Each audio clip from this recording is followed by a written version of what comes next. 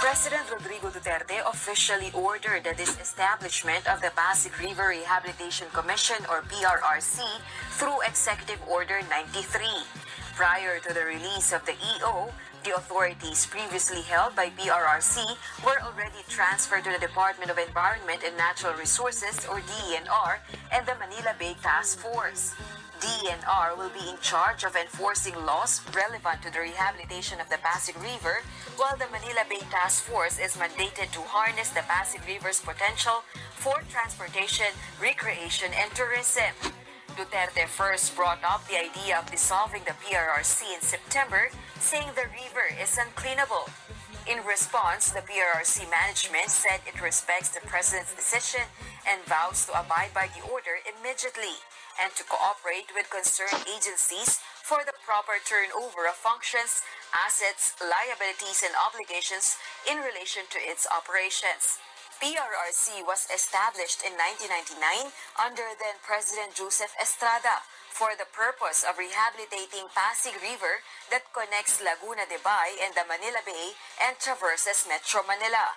It was hounded with controversy that led to the dismissal of its former head, Jose Antonio Goitia, due to allegations of corruption. Rosa Licoz, UNT. Po ng papapaunlad na ekonomiya, malaga rin ang patuloy na pangangalaga sa likas na yaman ng ating bansa. At narito ang report ni Clazel Pardilla ukol naman sa naging proyekto ng pamahalaan sa National Environmental Protection. Madumi, mabaho, at kinakailangan ng isalba mula sa tuluyang pagkasira. Ito ang masalimuot na sitwasyon ng Manila Bay.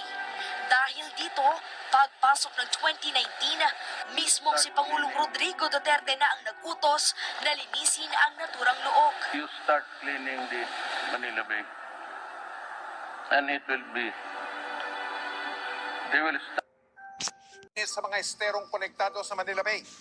Ayon sa MMDA, ang mga basura na galing sa mga estero ang pinakanagpaparumi sa Manila Bay. Nakatutok si Mark Salazar.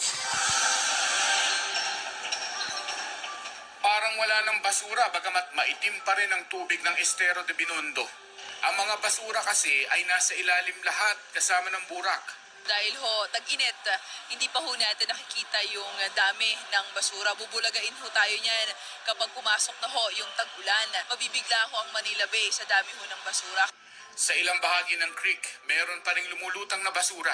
Mga bagong itinapon daw ito ng mga residente malapit sa creek.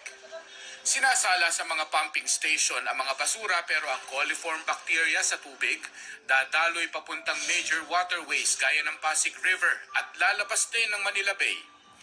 Ang pinakatinututukan ng MMDA sa clean-up ay ang Estero de San Antonio Abad, De La Reina at Magdalena. Doon nakakakuha ng 8 to 12 truckloads ng basura kada clean-up. Yun ho yung mga estero, sir, na talagang malalaki at may mga ilang barangay na talagang doon nagtatapon, dumediretso yung kanilang mga kanal doon sa mga nasabing esteros. Pero aminado ang MMDA na short-term solution ng clean-up operations hanggat hindi konektado sa sewerage system ang mga bahayan at establishmento at nagpapatuloy na basurahan ang tingin ng marami sa mga kanal at ilog. Ang long-term solution dito talaga, sir, ma-relocate ho yung mga informal settlers at wala ho dapat nakatira sa mga gilid ho ng estero. Sabi ng MMDA, para tunay na maging malinis ang Manila Bay, kailangang malinis muna ang 7 major waterways na direktang nagbubuga ng tubig sa Manila Bay. Mark Salazar. Ngayong papalapit na ang pasukan, pinaghahandaan na ang posibleng pagbaha. Kabilang dyan ang paglilinis sa mga estero at kanal, pati na ang pag-relocate sa mga nakatira malapit sa daluyan ng tubig. Pagtitiyak naman ng MMDA o ng Metro Manila Development Authority, gumagana na raw ang 54 pumping stations sa Metro Manila. May report si Dante Perelio. Ngayong araw lang na ito, 7 truck ng basura na ang nakuha mula sa binuksang 2 box culvert sa Maysili Covered Creek sa Caloocan City. lagpas tao pa ho, lalo na pagka may bagyo. Ano kayo lang kaya? Barado ho yung Kasili Creek. Bali, syempre, nandun na rin ho yung mga basura, yung pagdidisiplina sa pagtatapon po ng tama. sa basura. Hopefully po, ang baha naman po ay hindi ganoon kalaki. Pero expected na po natin na magkakameron pa rin po ng baha. 13 na raw sa 15 creek sa Metro Manila ang nalinis ng MMDA. Pagtitiyak ng MMDA, gumagana lahat ng 54 na pumping station na nakakalat sa Metro Manila. Ito yung mga sumisipsip ng tubig ulan, papuntang Manila Bay para di maipon at magbaha. Pero kailangan na raw i-upgrade ang 12 pumping stations para makabomba ng mas malaking volume ng tubig. Iyon lang, hinihintay pa raw ang mga pyesa galing abroad. Hindi naman over the counter yung pagpalit ng ilang pyesa, ino-order pa yun abroad, ongoing yun. Ang target date natin dyan ay mga November, December din. Pero na-under yung pumps. Kaya lang yung upgraded pumps, hindi din overnight. Ang DPWH patuloy din ang relocation ng mga illegal settler na nakatira sa tabing ilog at estero. Di lang raw kasi ito nakakabara sa daloy ng tubig, mapanganib din para sa mga illegal settlers. Kumpiyansa rin ang ahensya na matatapos ang kanilang mga road projects sa itinakdang panahon. Yung mga target date yan, hopefully kung hindi magkaroon ng aberya, ay matatapos namin according to target date. Basta wag lang magkaroon ng aberya. Dante Perello, GMA News. Ngayong opisyal nang idineklara ang tag-ulan, minamadali na ng mga otoridad ang paglilinis ng mga estero. Kalimitan kasi kapag nagbabara ang estero, nauuwi sa malawakang pagbaha ang kahit simpleng ulan lang. At ang sisi, nasa sandabakbak na basurang gaya nito sa Binondo, Maynila. Kahit sako-sako na ang mga nakuhang basura, marami pa rin natitira na dumidiretso sa mga ilog. Tulad na sa San Juan River nakakabit ng Ilog Pasig. Ayon sa PRRC o sa Pasig River Rehabilitation Commission, ang mga informal settler na nakatira sa tabi ng estero ang pangunahing pinanggagalingan ng mga basura. Nakikipag-ugnayan po tayo sa LGU, saka sa barangay, na sana dalasan po nila yung pangongolekta nila ng basura. Sa ngayon po, dito pa lang 33 na sako na ng basura yung nakokolekta natin. At ngayong nakaraang linggo, 1,388 sacks of garbage na po yung nakolekta natin. Noong tag-init, wala raw patid ang MMDA sa paghakot ng mga basura at pag-dredging sa mga estero. Tiniyak nilang gumagana ang 57 pumping stations at handa na sa tag-ulan. Samantala, bukod sa pag-ulan ngayong weekend, pinaghahanda ng DPWH ang mga motorista sa posibleng traffic na dulot ng road reblocking at repair sa EDSA at sa dalawa pang kalsada sa Quezon City. Magsisimula yan ngayong alas 11 ng gabi, kabilang Napilitan ng kamayin ng mga tauhan ng MMDA at Pasig River Rehabilitation Commission o PRRC ang mga basura sa may Estero de Magdalena sa isinagawang bayanihan cleanup kanina.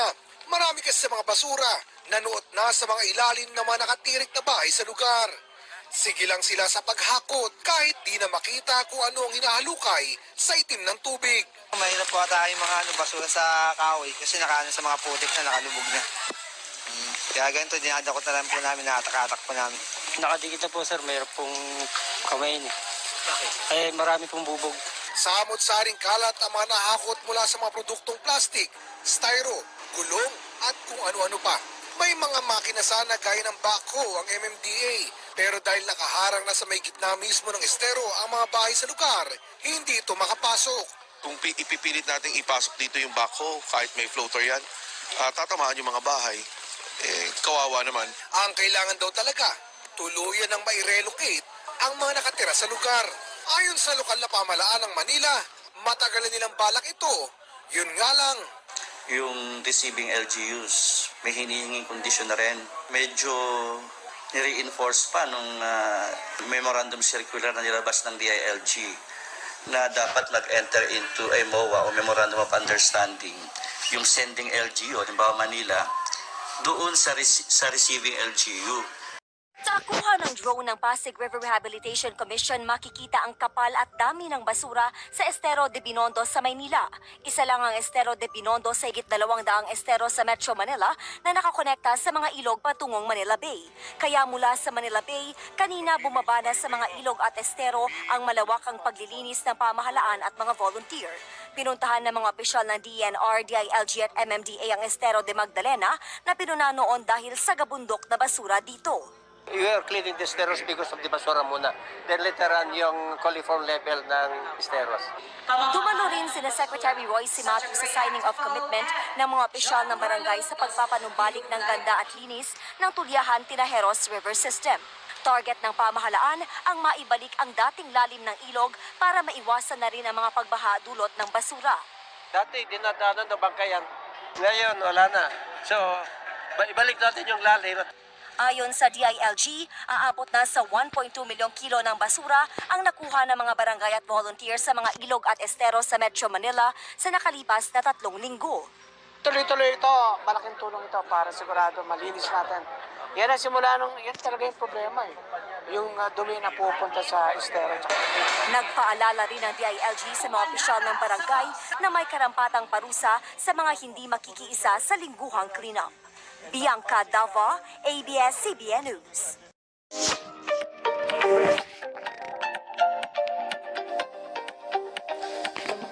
Sa isang kahanghang pagpapakita ng dedikasyon sa kalikasan, nagkaisa ang 1,583 volunteers upang makilahok sa International Coastal Cleanup 2023 nitong nakalipas na weekend. Sabay-sabay na nagsagawa ng paglilinis sa mga dalampasigan ang mga volunteer sa Dolomite Beach na nilahukan ng iba't ibang ahensya ng pamahalaan, pribadong sektor at ng Ocean Care Initiatives Ambassador ng UNTV. Gayon din sa Baseco sa Maynila, Tulyahan River sa Quezon City, sa Las Piñas, Parañaque Wetland Park at ang pamosong Ilog Pasig. Ang sama-samang pagsisikap na ito ay naglalayong tugunan ang masalimuot na isyu ng polusyon sa mga mahalagang ecosystem ng mga baybaying dagat at ilog sa mga lugar na ito. Kung hindi tayo magtulungan, ang bawat isa, continuous pa rin pagtatapon ng plastics, ay nasa food chain na natin. Yung isda na nabibili natin, may mga kasama na ito na plastics at nakakain na ng mamamayan natin. So awareness campaign is very much important. Kasama ang UNTV. Nagpamalas ng kanilang dedikasyon sa pangalaga ng kalikasan ang mga volunteer mula sa mga mag-aaral hanggang sa mga profesional sa pamamagitan ng paglalaan ng oras at magagawa upang mangolekta ng basura na nagiging suliranin sa mga lugar na ito sa loob ng napakahabang panahon. Natutunan ko po ngayong araw ay kahit sa maliit na pamamaraan nakabahagi ako sa ganitong gampanin. Masaya na po ako. Kasi talagang napakalawak po ng gawain na to. Napakalayo pa ng ating kailangang magawa para po ma-reach natin yung goal talaga na totally malinis yung kapaligiran. Isang nakatutuwang bahagi ng event ay ang paglahok ng isang may kapansanan o PWD na buong pusong nakilahok kahit na may kinakaharap na pisikal na pagsubok. Nagsilbi itong inspirasyon at paalala na ang sinuman, anuman ang kanyang kalagayan, ay maaaring mag-ambag sa ikabubuti ng kalikasan at lipunan. Nakakaginhawa po sa loob na makatulong po at na maisip rin po na nakakatulong din po tayo sa ating mga kapwa po. Hanggat may pagkakataon po makagawa ng mabuti kahit po may kapansanan ka po o hindi, i-take po natin yung opportunity po na yan. Salamat po sa Diyos.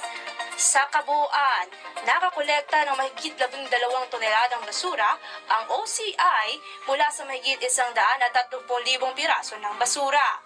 Nanguna sa mga ito ang food wrappers, foams, plastics, construction materials, at straws or stirrers. Ang tagumpay ng Coastal Cleanup Drive ay nagsisilbing paalala na ang pagbubuklod ng komunidad ay may kaakibat na responsibilidad at ang paglilinis ng kalikasan ay pakikinabangan ng mga susunod na henerasyon.